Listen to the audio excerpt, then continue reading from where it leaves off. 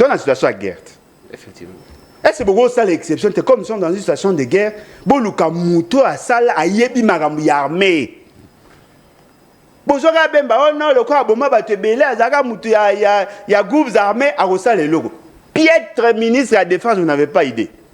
Le bolongwe na moutou a ça, koutou rébellion, beaucoup mis un commerçant. Mais quel est le rapport entre défense et Narutonga Banda? C'est un commerçant. Aouti Kozala, mon konzi à journal officiel. Na démontré tout même na épargne de Konabiso Gelora. C'est monsieur Aché désordre Kuna. Il a multiplié par 3 le personnel au Yakutaki.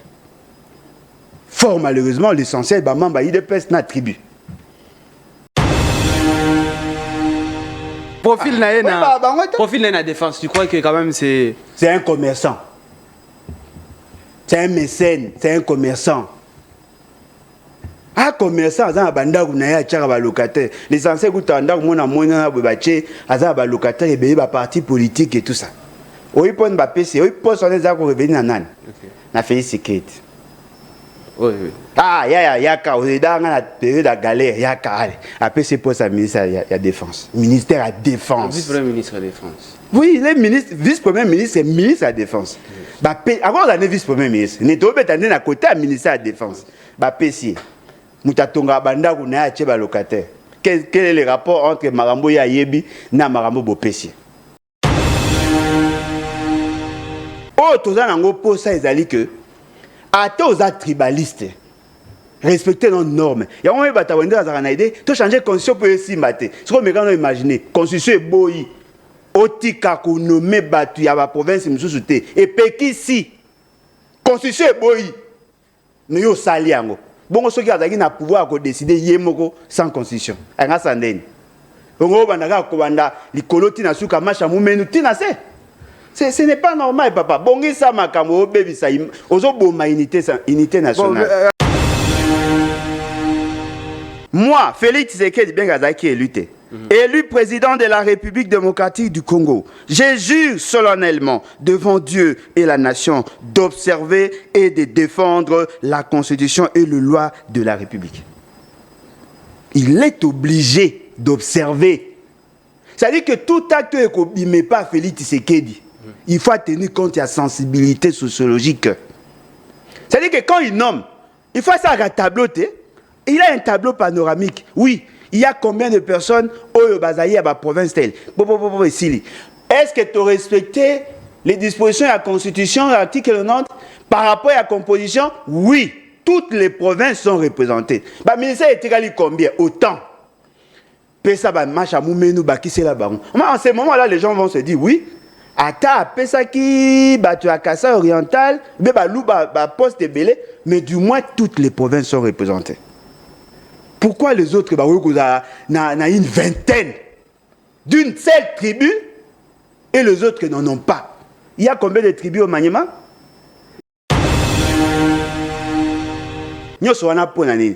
L'égocentrisme, le tribalisme, le népotisme. C'est vrai que les responsables, il y a un parti politique, mais la personne qui a fait le vœu, il y a qu'à respecter et faire respecter la Constitution. C'est Félix Tshisekedi. Et c'est lui qui a pris l'ordonnance. Mais le gouvernement l'Équateur n'a pas été représenté. L'Équateur, il y a l'élo, pas grand Équateur. Parce que l'Équateur va kabola en 5. Nord Bangi, Sud Bangi, Mongala, Chouapa, Équateur. C'est quoi on va dire non? Mais l'Équateur, c'est qui représenté? Nani Azali représentant l'Équateur. Où était Longondo? Était Longondo n'est pas ressortissant de l'Équateur. Azali Moutuya Chouapa. Ce qu'on fait, c'est qu'il n'y a même pas que l'Équateur et Kabouana. Ce qu'on y a la présence. Je ne suis pas habité que province Morobo, Komo Nango, Maïndo, ayébité. Ce qu'on y a kanisa, n'enga nommé batu ya Kwilu, na batu ya Kwamutu, ya Kwangu, ya kanisi ke bandu nunde yango. Non, bandu nde za resute papa. Maïndo me a droit à cause de la réponse. C'est une obligation. Et là vous te décider. Maniema alali obligé à cause de la. Pour ceux qui moi na bango azali kuna, ça consolide l'unité nationale. Mais ceux qui boboyi bango Est-ce que bango baza na biso pour basarani pour vous accompagner et puis nazo poser que naza ko insister ici quand même. Pourquoi seulement le balou bazaka na poste be pas gouverneur physique? La base émission la bino base bino ba Congo mani bino ba vrai et ba réel décideur il y a Congo bino nde opesaka pouvoir bino pe vous en a pouvoir ko retirer programme pouvoir il suffit seulement ya oyeba vous allez droit na bino ba Congo mani tozolo ba mon ke ba politicien ba zuko abruti au peuple congolais na opesa ba bino ba miette alors il bino boyeba ko senga ozali droit na bino ko yeba pe ko revendiquer ozali droit na bino parce que ça devoir na yo peuple congolais. Alors les lois émission na bino lo bela base to lo bela bon sorti à gouvernement souminois les lois tozali na mona mboka Alain Bolodjoa azali président il y a parti politique le BAD puis le BAT. Et puis, mon co-yabaï politique côté ya opposition, président Alain Mbote pe Boulam. Mbote Nekolangai, Mbote na base, qui est le souverain primaire, non au Tukoloba. Mbote na bandeko nyonso bakolanda so na mukwale. Merci président Alain Bolodjoa. C'est le moment qui va appeler les belés après tant que yamba qui joue au leka. Alors bi ozo incarner opposition. Comme espoir et opposition à mon cannabis parce que Bavier va faillir. Bon, merci pour le compliment, merci pour l'encouragement. Effectivement, Bavier va faillir. Pas Bavier en termes d'opposition, mais Bavier en termes de classe politique. Parce que Bisso, depuis Tobotama, il y a une génération sacrifiée.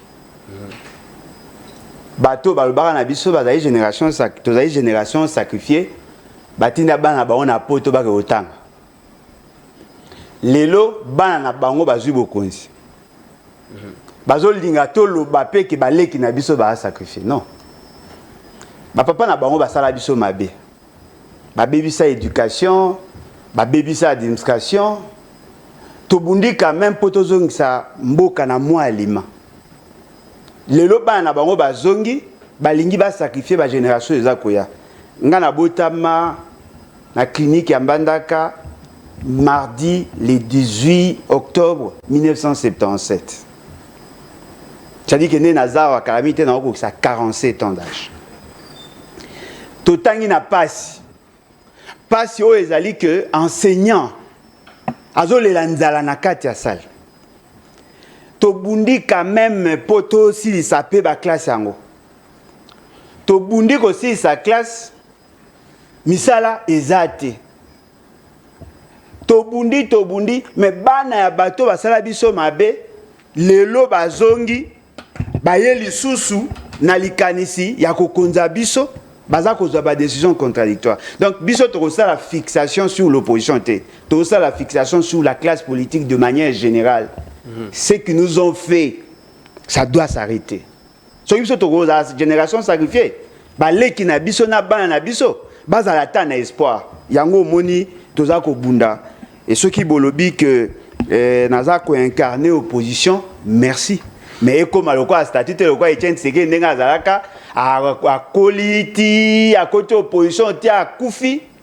Là ça ne sera pas intéressant. Ceux qui bomoni que naza ko incarner opposition, bo sunga to bunda to za pouvoir, to changer marambo to zolo. Voilà. Bien, merci président le Bolodjoa. Alors nazo rappelé dossier oyo ikoyaki na table ya lobela base.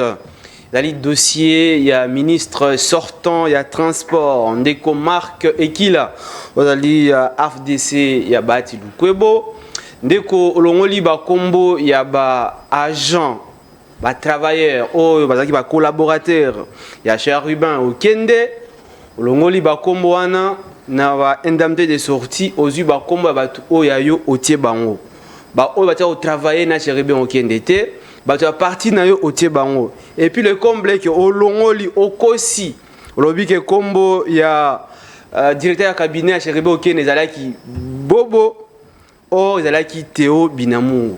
Alors ndeko ba agent pe ba fonctionnaire o ba travailler ki na chez Rebe Okende bazali kosenga mbongo na yo te kasi bazali kosenga ozongisa bango kaka na liste oyo Chéribe Okende atika na banque, c'est-à-dire ndenge ozokosa na ba chaîne de télévision mususu koloba ke bango bazali ko accéder au pesa bango mbongo posa na bango eza mbongo na yo te kasi posa ezali kaka tika liste oyo Chéribe atika na banque pour na bandamte de sortie ya ba agent pe ba collaborateur ou ba travailler qui na bango longola ba komba ba maboko banque otie na kati longola kombo ya ba membre ya parti na yo otie na kati longola bango nyonso zongisa 18 personnes oyo longola ki en plus Chéribe atika 20 atika 30 personnes mais yo otie plus de 54 personnes alors esengeli ko soigner pe ko la solution oyo avant que IGF to qui ne beta porte pas IGF bino pe ba komomani ba ko réagir par rapport ya ki mo ibi oyo pe ko sala makambo ndenge esengeli. Alors ndeko Alain Bolojwa to le bila dossier à sortir gouvernement après ça n'a pas commentaire bon en fait je suis quand même surpris de voir que l'État, il y a les lois à commis le quoi, l'État m'a tinate. Moi, j'ai eu à travailler dans le cabinet ministériel. Et lorsque vous êtes nommé par arrêté, l'indemnité de sortie, ça par rapport à arrêté au bachag en place. Ce qui est une liste déclarative, vous payez l'indemnité de sortie par rapport à dernier paiement au salama qui n'a compte un ministre ou qui en fonction. Ce que yé akuti muninga d'ailleurs muninga ngo pas longwa qui par démission. Akuti muninga longwa ya koti sika. Yé pe batu na pe ba na indemnité ya sortie ya bango. Pour ba pesa qui pe indemnité d'entrée. Yé pas na indemnité ya sortie ya bango. O zobeta isoro ezali o muto yo kuta ki a longwe. C'est vrai que mbongo wana yaka généralement moi en retard. Et comme il y a yondé. Parce que là, on lui combat va travailler. Parce que le liste est à souka, liste déclarative, oh, bah ça là qui a souka, il y a paiement, il y a souka, il y a ministre, oh, on va considérer. Moi, étant ministre, il y a moko. Ce qui a tché bateau et qui à la fin a longoli bateau, oh, bah il y a sima bazorate. Bateau, bah rozo, ils ont bateau, bazaki, bazako émargé na liste et à souka, il y a paye. Voilà. Tu vois? Yo za ministre to ka peta sonité yo za comme pe ministre ya formation professionnelle na sumino mais mi en okuna ai ça une que espoir exact yo za ministre wana ba mbongo belé ba prime belé ba jeton de présence oza na possibilité à kolia nyonso yo lingi olandi na batu ya se siko comme les cas jusqu'au batu ya parti politique na ende atina kati ya on azo lo bate moi siko po na yebi yango awa so ikana juste sur ba élément oyo zanango papa olala sous bien tata pendant 1 mois na banda ko rappeler chaque jour pour 2 raisons la supporter bato bazanga sérieuxité et puis deuxièmement au Simbi Chéribe Okende qui est mon frère ngamo na reprendre en charge moi ne bolinga reporter ba plainte ko kanga bango prépare-toi surtout que Chéribe Okende ba boma eto ebite nenga kufela otombe na pula mabe papa. Bien, merci. Tomé na pula mabe makas. Azaki pe vice ministre ya nani ya Okende na otombe na pula mabe papa. Je te promets. Bon signer ga lo bino bokanga ba to bo préparer. Président Bolojwa, 54 membres du gouvernement. 17 femmes.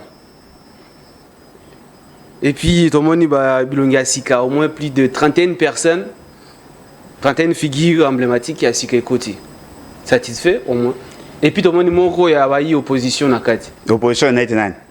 Mutama. Opposition dans opposition. Opposition dans le gouvernement papa. On va s'opposer contre le gouvernement et les membres. Ah ils ba mercenaires ba bilo so yebana déjà ba sombama ba zayi kutu mo ebele ba msunde ba zuite. Moya otanga ba komona bango ezate. En tout cas eloko ezavre ezali que ça c'est une remarque que je fais aux Congolais de manière générale. Nous nous posons très souvent de mauvaises questions aux vrais problèmes. Problème na bino ezaki. Ezaki ya kozana gouvernement 54, ya kozana gouvernement avec 17 femmes, tout ezaki ya kozana gouvernement à même de résoudre votre problème. Jusque là, je ne sens pas la vraie question sur la mise en place d'un gouvernement. Parce que nous devons d'abord savoir pourquoi mettons-nous le gouvernement. Tout le gouvernement poigne. Parce que tout le monde ne peut pas décider au même moment. Moni, tout ça là, l'administration publique, nous prenons l'armée, la fonction publique, le ministère, tous allons à bateau, pour assumer la fonction dans l'État.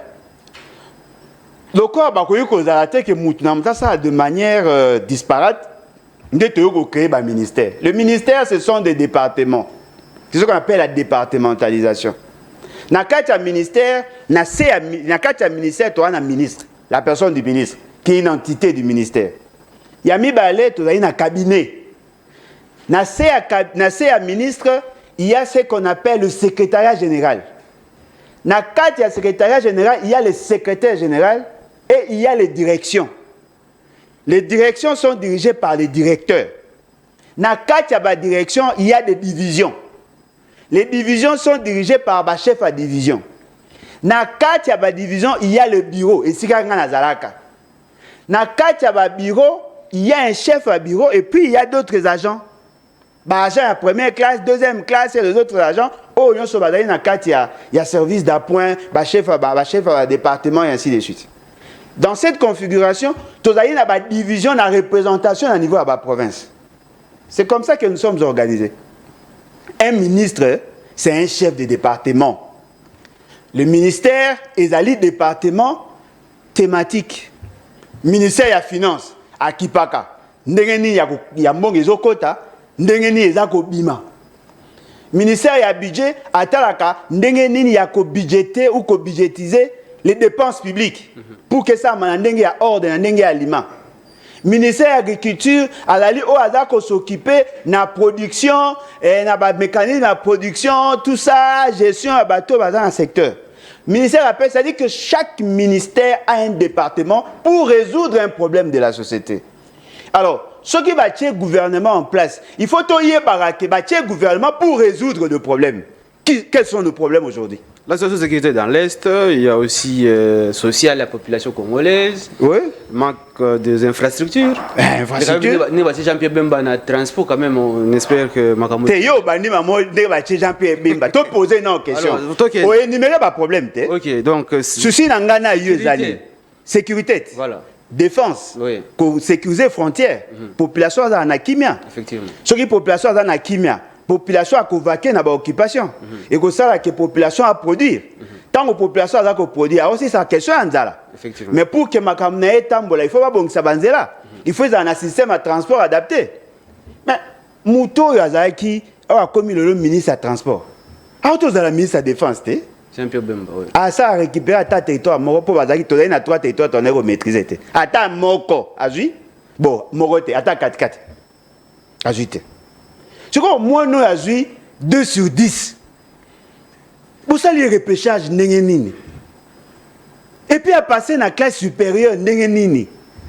Vous n'avez même pas eu le temps d'évaluer les actions. Moi, je suis un solo. Qui a apprécié la présence de Jean-Pierre Bemba? Non, non, c'est pas une Asaïni. Et l'autre. Bon, PCA, promotion. Parce que vous avez besoin de Atikali Kaka, vice-premier ministre.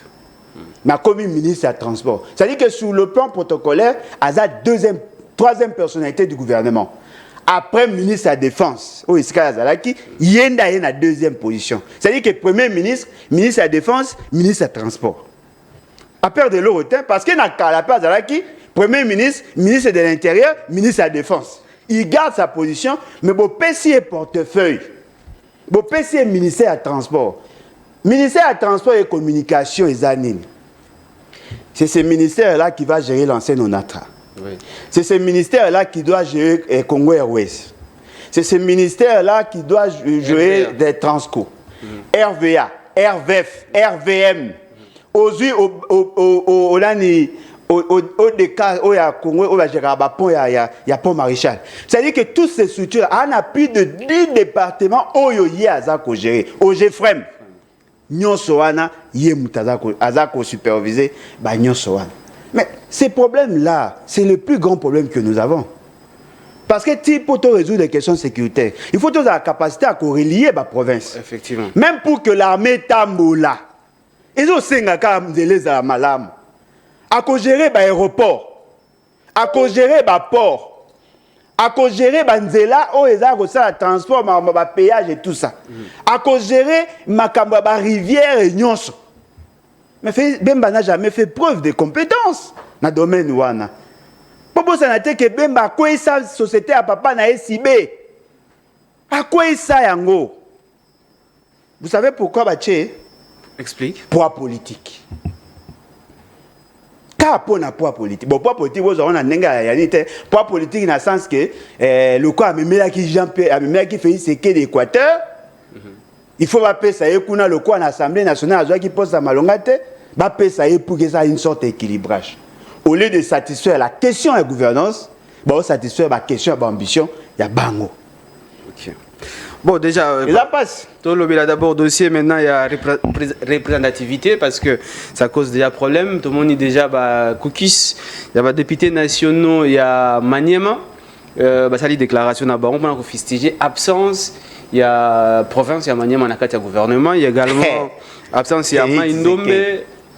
Votre réaction d'abord par rapport à la représentativité parce que c'est d'abord c'est constitutionnel. Non, et là, constitutionnel, mais même sociologiquement, vous ne trouvez pas que et ça ne peut pas s'expliquer. Mais Félix Sekedi a 73,34%. Effectivement. Na Maniema a voté. Ba député à Maniema, na Union sacrée va voter. Bazé belé. Siko bango ba yiko tika baninga. Bozo Kabula, toi na 26 provinces à Pamba. Ba habité bo pesa toutes les tribus. La constitution lingi bo pesa ba province. Toi, on a 26 provinces. Bon, on a 54 postes. Maniema goza. Maïndombe Piazangi. Maïndombe goza. Et goza na ndeni. Parce que bogo yokana, toutes les provinces bazo ata moko. Ba province baza excellemment compétente. Le quoi Kassai, Kassai oriental. Le grand Kassai ba on va nous sur 31. Il y a un autre tour. Dans Grand Kassai, il y a 31. Il y a combien de Basonge, combien de Tété là, combien de Kuba, combien des autres tribus où on remarqué l'essentiel Balouba. On doit se le dire. Ne donnez pas l'impression comme si Bokonza Félix Sekedi est lié à la tribu. Ne donnez pas l'impression comme si dans ces pays, il y a des compétences que dans le Louba. Même si vous êtes à Kassai, vous tenez peu compte de la tribu Moussou. Est-ce que le problème aussi est ça, leader Félix Sekedi c'est un tribaliste. Félix Sekedi c'est un tribaliste. Même dans la prise de décision, c'est un tribaliste. Depuis Félix Sekedi a combien de kilomètres à route na Maïndombe? 0 kilomètre. Je défie quiconque. 0. Mais à Tongi, 37 km dans Mbujimai. 37. Na kati ya ville en Mbujimai. Azako linga, azako relié Mbujimai na Kabea Kamwanga, babandaki na pont formalisme bukani. Po basaki musa mabe, membongi kei. Azako bongisa banzela lamba Mbuji, azako linga bongisa banzela pour que bakasa ba sepela. Parce que Maïndombe baba congolais te. Baba congolais, asaili bango loté. Siko la constitution est l'indique que représentation provinciale. Comment une province est un ministère? Bon, ça n'a pour batamayer les bazate tonin. Bazé belé. Maïndombe ezana batamayer les belé. Maniema ezana batamayer les belé. Oh, bisonyo sotoye bigé. Ben effectivement, dans tout le Congo, il y a des gens intelligents, des gens compétents. C'est vrai Bamani. Azamuto Maïndombe. Il est élu député dans la liste de l'Union sacrée. Sikoyo. Aujourd'hui, bate belé. Nani Moussenepo. Mouta Félix Sekedi. Azali Moutou ya Maïndombe. Bazé belé. Ce qui a été repéré sans mobilité pour Azar Nengaza. Mais il y a des gens qui méritaient aussi. Bopesi bangote. Ce qu'on y a bisanga. Maïndombe a se sentir lié à gouvernement pour vous saboter déjà. Maniema a se sentir na gouvernement ne peut pas saboter. Une aussi grande province pour saboter. Au moins, il y a Salona, à Salaka, na gouvernement à Liboso. Équateur n'était pas représenté. Non, Jean-Pierre Bemba. Jean-Pierre Bemba, c'est le grand Équateur, Kabola déjà. Jean-Pierre Bemba, il y a Sud-Oubangi. Eh ben, voilà, d'abord, c'est la bonne question. C'est l'article, bien sûr, l'article 90 alinéa 3, la Constitution, c'est la représentativité, il y a la province. Maintenant, la question, Alain Bolodio, est-ce que ce n'est pas le problème de vous, les présidents des partis politiques, vous, le leader des partis politiques? Parce que lorsqu'il faut demander peut-être d'envoyer les 3 noms, comme du coup de coutume, parfois, la province, la province, et ceux qui, il n'y a pas un grand leader, il y a province X, moyen de représenter les athées. Notamment parce que Maniema, peut-être le grand leader, c'était, comment il s'appelle, Matata Mponyo Mapon, puisqu'il y a dans l'opposition, Maniema. Matata Mponyo Mapon, il est grand leader. Il y a Maniema. Mais Nakati a union sacrée. Nakati a union sacrée. Bon, si vous bateau, qui fait, c'est qu'il y a un député dans Maniema, on a un leader. Maintenant, le bateau, Tina Bakombo, c'est vous le. Les Konangai. Tout le temps, il y a une référence, mon côté. Article 90. Non, article 64. Ok. Moi, Félix Tshisekedi Bengazaki élu. Élu président de la République démocratique du Congo, je jure solennellement devant Dieu et la nation d'observer et de défendre la Constitution et les lois de la République. Il est obligé d'observer. C'est-à-dire que tout acte ne met pas Félix Tshisekedi. Il faut tenir compte de la sensibilité sociologique. C'est-à-dire que quand il nomme, il faut ça un tableau. Il a un tableau panoramique. Oui, il y a combien de personnes au Bazaï à la province telle. Est-ce que tu as respecté les dispositions de la Constitution, l'article 90, par rapport à la composition? Oui, toutes les provinces sont représentées. Le ministère est combien? Autant. En ce moment-là, les gens vont se dire oui. Ata Pesaki, tu as Kassa oriental, poste de Belé, mais du moins toutes les provinces sont représentées. Pourquoi les autres, il y a une vingtaine d'une seule tribu et les autres n'en ont pas? Il y a combien de tribus au Maniema? Il y a combien de tribus dans Maïndombe que vous avez exclus? Souvent, Bozo Lingabo gérer Mboka. Bozo Lingabo gérer Mboka. Est-ce que la constitution est bloquée? Quand c'est bloqué, l'égocentrisme, le tribalisme, le népotisme. C'est vrai que le responsable, il y a un parti politique, mais la personne qui a fait le vœu, il y a qu'à respecter et faire respecter la Constitution. C'est Félix Tshisekedi. Et c'est lui qui a pris l'ordonnance. Mais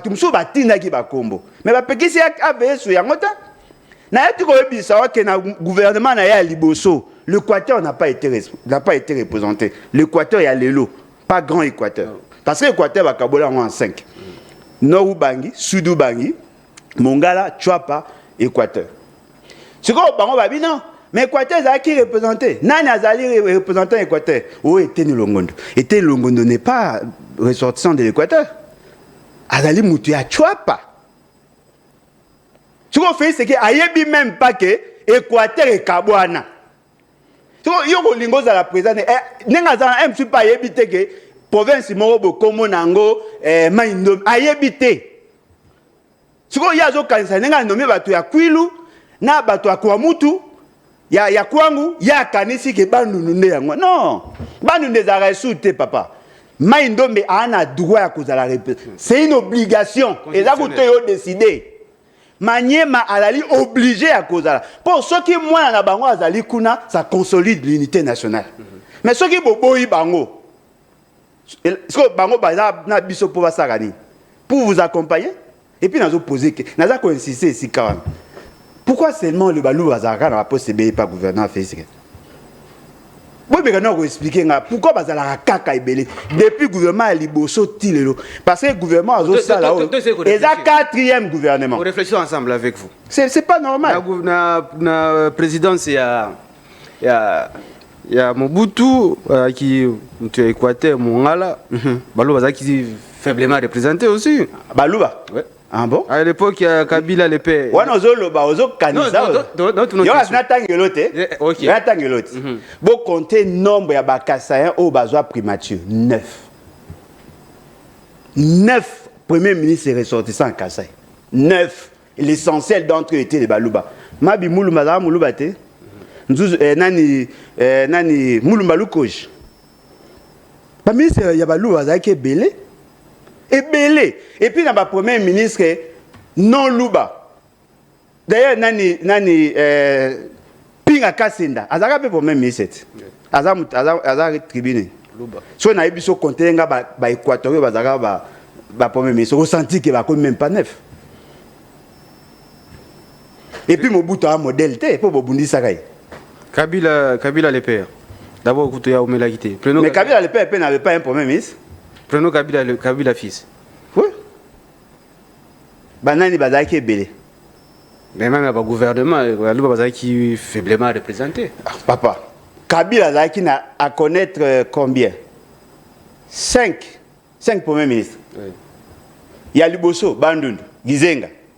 Il y a Mibale, Bandundu, Muzitu. Il y a Misatu, Manyema, Matata. Il y a Mine, Badibanga, Muluba. Il y a Mitano, Chibala, Muluba. Mais le ministre va dire qu'il na gouvernement.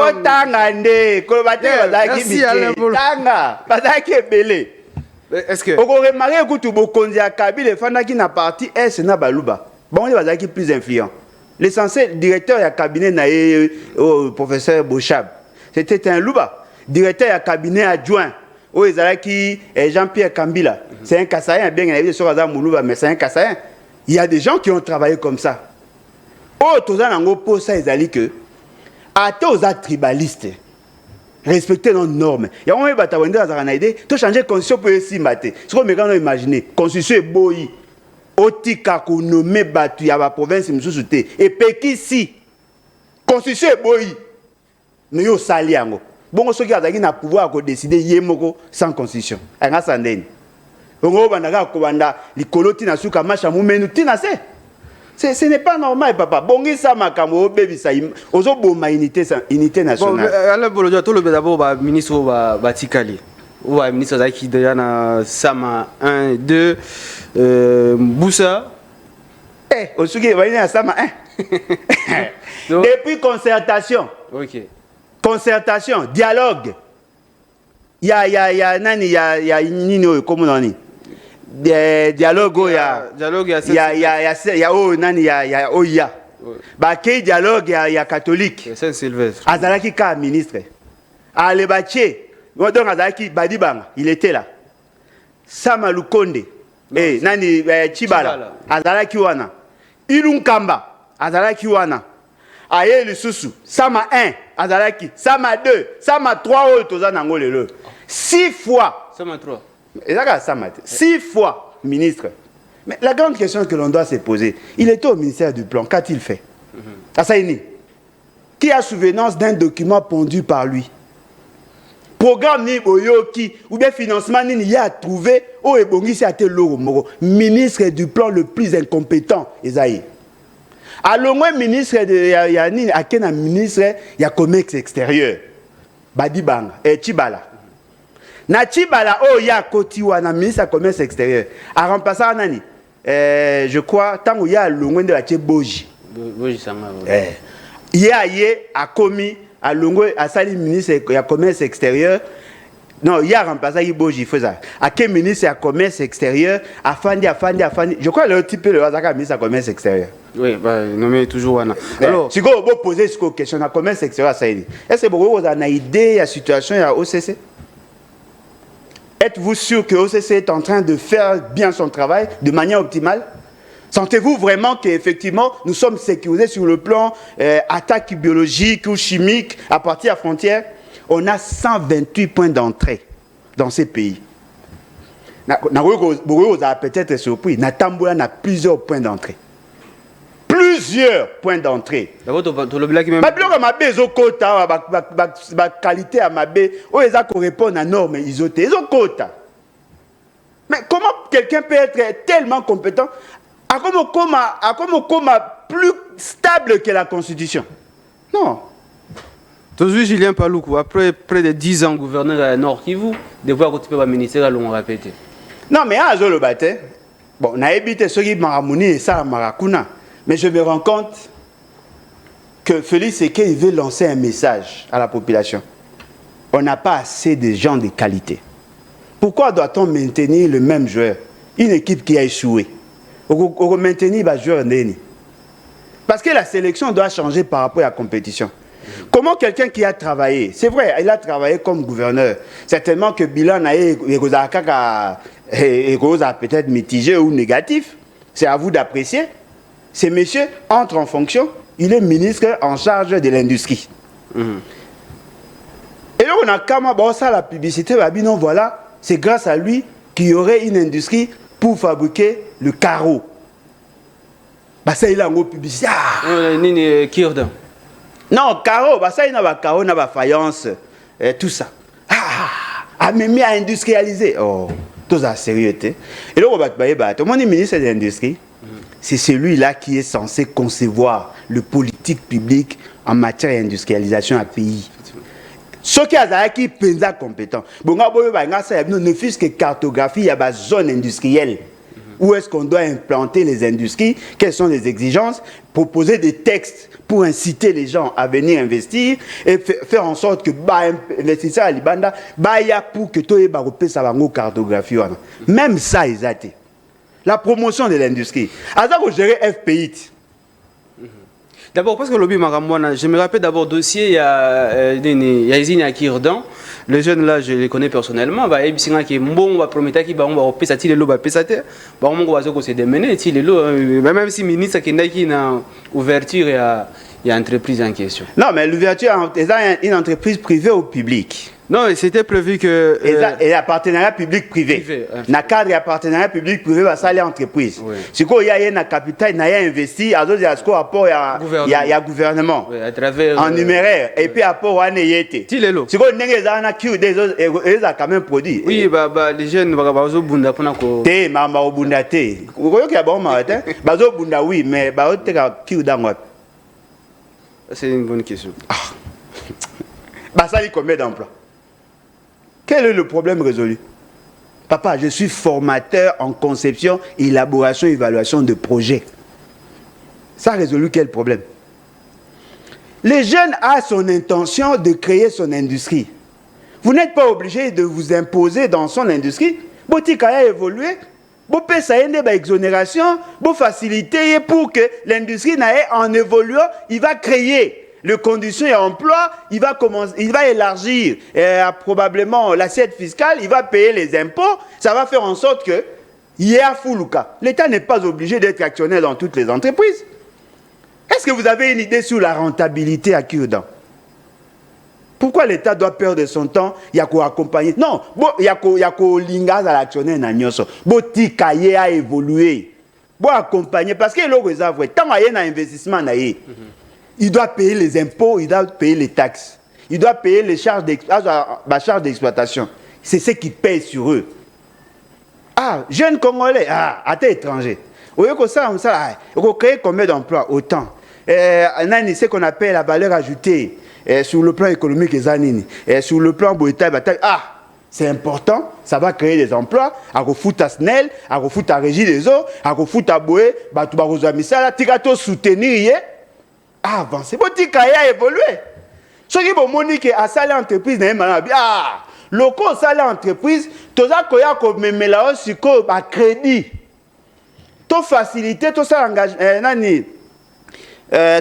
engagement souverain, garantie souveraine, tout qui est auprès à banque commerciale, après ça, ce qui est tamboli bien pour dupliquer ton projet. On n'est pas obligé d'être actionnaire dans toutes les entreprises. Ce qu'on vous promet, c'est que vous pouvez citer. Ce qu'on y a engagé qui bat par rapport à la promesse. Ce qu'on produit en repas qui n'a été comme appelé malongate.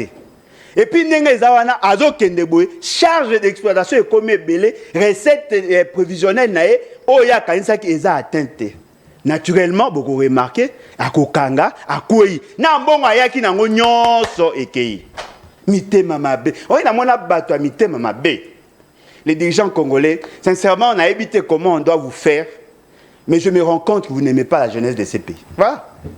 Bien, alors, dès mon Jacques Chaban est à côté intérieur, défense, Adam Tuasika. Par rapport à le gouvernement de Mutasika. Oui, il vient de mesurer dans le journal officiel. Profil oui, profil na défense. Tu crois que quand même c'est un commerçant. c'est un mécène, c'est un commerçant. Un commerçant, il y a un locataire. L'essentiel, c'est que un locataire et un parti politique et tout ça. Oui, pour un PC, oui, pour son revenir à Nan. Na fait sécurité. Oui.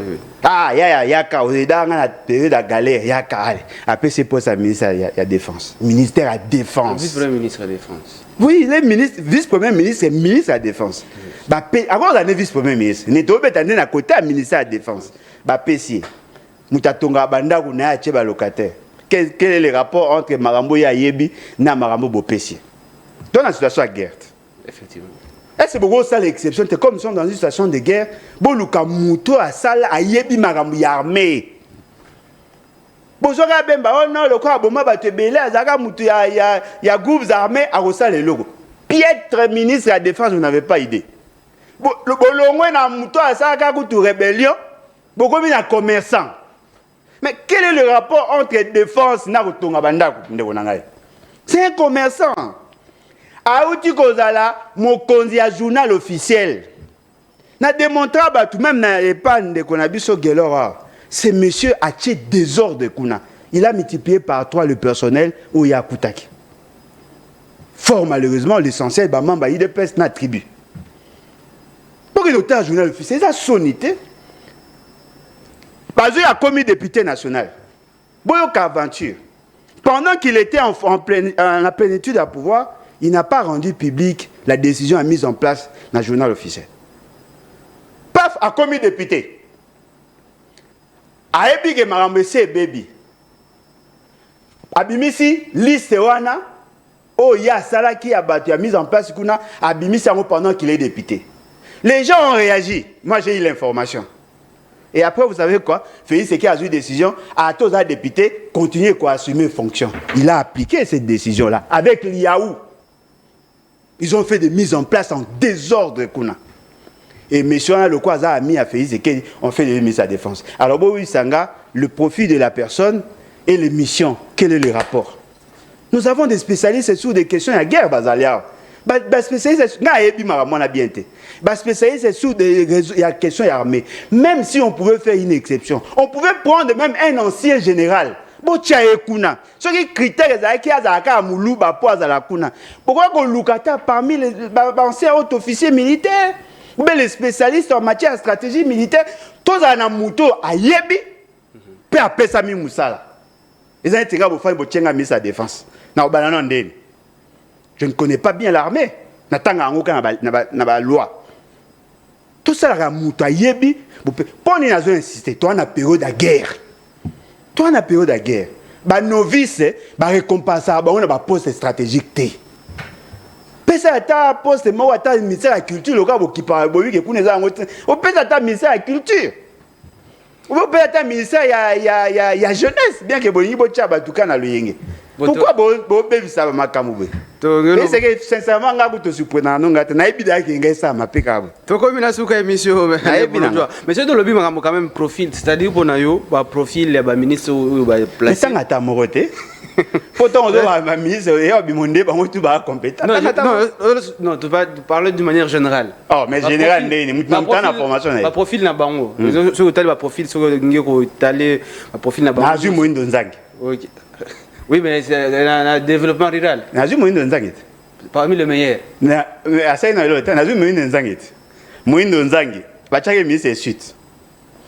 Au niveau d'études, mais il a géré des professeurs.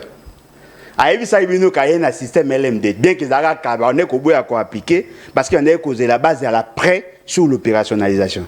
Pouvez-vous me garantir, vous étudiants qui nous suivez, pensez-vous vraiment, ou les enseignants, pensez-vous vraiment que le système LMD a été fidèlement appliqué? Vous avez écouté la périodicité, la période de la formation. Tous ceux qui ont 50 comme il a 4 ans. Avez-vous adapté le système d'enseignement? C'est-à-dire que comment enseigner? Parce que quand vous réduisez le timing en matière, naturellement, la matière mais pourquoi on a adopté le système LMD? Parce qu'il faudrait qu'il y ait des mesures d'accompagnement. Tout le monde a carence à ma professeur. Il y a un problème de mobilité. Qu'est-ce qui a été fait pour que le LMD est à l'appliquer? Conséquence. on risque d'avoir des gens qui ont été mal formés, mais qui détiendront le diplôme. Biso to ça 5 ans à l'université. Tout le monde a qui va matière monsieur toi aussi ça en côté. Tout ça là va matière monsieur 60%, 70, 50%. Ce qu'on va aller qui n'a biso, boye ko là bango système LMD sans bibliothèque, sans mécanisme de recherche, sans gérer la mobilité des enseignants. Enseignant monsieur soit tombé malade, cours na efandi ba pesi ba cours na ba assistant. Ce qu'on défi to ko relever lobby avec quelle jeunesse. Bon poser une question, c'est que nous batanga na poto. Ce qu'on y a biso, ne bo linga bo sacrifier. Bo sacrifier, papa na bino ba sacrifier biso, yo ye na batu na bo ko sacrifier. Ce n'est pas comme ça. Et ces messieurs aujourd'hui, après issu, à quel développement rural, j'apprendrai que Asala Isder, ne na yoki. Un gradué à Isder. So you boye ba ikaza makas na isde poni bo chake ka mbala mo na isde te na développement rural te. Et puis le moko boye bango à l'ISDER on ne forme pas de concepteurs. ISDER ba ça la recherche appliquée, c'est un institut supérieur. Bato ba ça la recherche fondamentale, bango nde ba concepteur ba ça la université. Yé azali un cadre de collaboration. Il a été formé pour être cadre de collaboration. Il n'a pas été formé. Aujourd'hui, Maramouana surtout les alliés belés. Na sougisi na jeunesse. Pour un seul na l'obité batobé ba osilique. Le ministre de la jeunesse a géré banane. L'association des jeunes. Au fond dit oui, leader, il y a des jeunes, l'église catholique, église protestante, armée du salut, musulmans, kimbanguistes, église des réveils et ainsi de suite. Les jeunes entrepreneurs, les jeunes sportifs, les jeunes koulouna, les jeunes chailleurs. Vous avez vu ce PC leader des jeunes et le ministre des jeunes. Est-ce qu'elle a la capacité de supporter les exigences des jeunes? C'est qu'il y a des jeunes leaders, des jeunes entrepreneurs. Il y a des jeunes qui ont mis à genoux Félix Sekedi. Les membres, il y a IDPS. Les membres, il y a Union Sacrée. Les jeunes, il y a Union Sacrée. Des leaders vont poser Félix Sekedi une question. Vont démontrer comment les jeunes ont ambition. Ce qui est surprenant, il n'a pas trouvé la compétence dans ces jeunes-là. Ta maman, il y a Elibis. Lui, il a quand même un bourgmestre. Bourgmestre, la poste politique, l'association n'y a pas. Non. À Évora, dans l'organisation, il y a des jeunes. Moi, je ne suis pas jeune. Je ne suis pas jeune. Vous pensez que si on fait de moi ministre de la jeunesse, je ne suis pas jeune. Il faut évoluer dans l'organisation à des jeunes. Il y a des problèmes dans bango. Et après, il y a des postes. Pourquoi ceux qui ont nommé médecin, ils ont nommé le ministère de la Santé pour médecin? Pour vous supposer qu'il y a une médecine. Mais Maramba jeune, est-ce qu'il y a une association des jeunes? Non. Mais vous avez PC. Nous avons prédire ma bête. Connaissant les jeunes. Pour les jeunes, c'est dynamique, surtout les jeunes Android. Ils sont tellement mal à l'aise un jour au Karababundi. Déjà, la photo, ils ont bien dans les réseaux sociaux. La photo, ils ont occupé le couteau.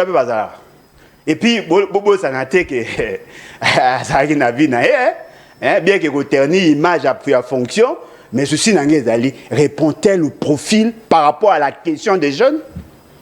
Les jeunes, il y a des jeunes entrepreneurs. Ça va faire ce qu'ils ont créé des emplois et tout ça. Pour nous, ils ont été. Pourquoi Papa, ça va ok. Je comprends votre émotion. On n'a pas de choix. Il faut tous avoir une émotion. Il faut ça kanda. Car choix à ma baie. Choix à ma baie. T'as Moukoko Samba. Un homme intelligent. Très intelligent. Professeur des universités. Économiste rompu. Quelqu'un qui a participé dans la gestion. Oya batonga. C'est pas un CPDA. Matata, un mouzitou matata. Parce que bango ba edara biso na période de crise. Mais ce que vous imaginez Moukoko Samba ba tcheye na groupe à désordre de quoi Union Sacrée. Même s'il est compétent. Alors ça n'a rien. Donc pour Alain Bolodjoa, gouvernement souminois, pas d'espoir. Il y a mon déjà maman zo l'accélérer le gars désespoir. Avec ça il qui a retiré ba leader ba parti tête. Ba côté tête. Ba côté ka ndam na moni bati à longwe. Ah, deux problèmes d'ailleurs bati. Non, na vie dans la zone. Natangelo ba ministre et ba leader ba parti politique. OK. Ah mais vas-y belé, Jean Bemba c'est un leader non, président parti. Moko. Nani Gilwando. OK. Jean-Lucien Boussa. Didier Boudim. Bando le maokoma na ko tangelo ebele ba ko ata 10 quand même a comme na sport nan Boudimbo ko kanete mais bon le quoi boche na récompense parce que je me rappelle le critiquer quand na émission ko kate après hydrocarbures na bon hydrocarbures à saini yango ba bloc gazier na bloc pétrolier to suki wapi ngaka saki bangi ba d'exploitation et bandi déjà exact boche na misa sport yo mona kaiti. Mais quand même, mais Mouto est baki sport, c'est le même Kaboul au monde à Kaboul. Mais sport, un journaliste a commenté à émission. Ndenge to lo ba ti lelo Mouto batu nyonso baza na mitema na bango o baza reconnaissant na ezaka Denis Kambai. Oui. Oui point. Ah sportif. A ebi ko s'adapter na milieu. Et moi comme le quoi voyou. Et moi, comme le coin intellectuel, il a su gérer son secteur avec même sur la coupe. On a troisième place, ok, na Chane et tout ça. Mais pour le reste. Bien, merci. Mais c'est qu'il y a un problème ma casting. Le roi est mort par une compétence, ma casting. Ouais, comme c'est le président de la République. Non, mon père est président de la République est incompétent. Hein? Non, mais quand même. Vous avez l'impression que le président de la République est commission maman compétent. Hein? À cause de la présidence, il dit que c'est incompétent. Pour compétence, ça va tout le monde en côté. À résoudre le problème. Il y a une opposition alternative pour le développement et le changement au Congo. Parce que c'est l'opposition qui gère actuellement le pays. L'opposition, c'est-à-dire l'opposition. Oui, non, mais ce qui est la logique, il y a un pouvoir. En 1960, papa n'a pas papa, il y a un pouvoir. Il y a la première république. Il y a créé la dictature constitutionnelle. Bazaka na pouvoir so oza na logique wana babanda na pouvoir bayaka na opposition pour na rosala ombrage muto abanda ko opposition à liboso contre Mobutu kimba bamba mamba na baboma bango oye ko ya mi balé zala ki pandangila akufa pe. Merci, président Le Bolodjoa, merci na nengo répondre à l'invitation à Bisso. Mais toujours qu'on rappelle parce que mission Oyo Lobé la base pour la base pour le peuple. Il y a toujours marteler sur dossier Oyo yande ko marque et qui la ndenge azali ko long la ba combo ya batu o ba travailler qui na cheribe on kene na sama 1 yo se permettre ko long li bango o tie batu ya parti politique na bino soni pe sans que oye ba ke bango ba tra travailler te na ministère bateka jamais ko koma na bureau ya okende me yo tie bango et là peut ça la soni yo okosa gouvernement okosa peuple que directeur cabinet ya Cherubin ezalaki Bobo mais comme directeur cabinet ezalaki Théo Binamou, c'est-à-dire tika kota mo na ba liste wana ya lokuta ozo kokota na banque pour bazwa indemnité de sortie. Merci bien, merci Nabino Base, émission Nabino Lobé la base. Do lo bagara pour Nabino tout ça pour Nabino pour ko rappeler aux alliés droit Nabino devoir pe Nabino base parce que ceux qui mboketa molaté eza pour Nabino. Le peuple bazometakande ba konzi o ba nango parce que ceux qui peuple aza mouton au désigner lion mo lia yo.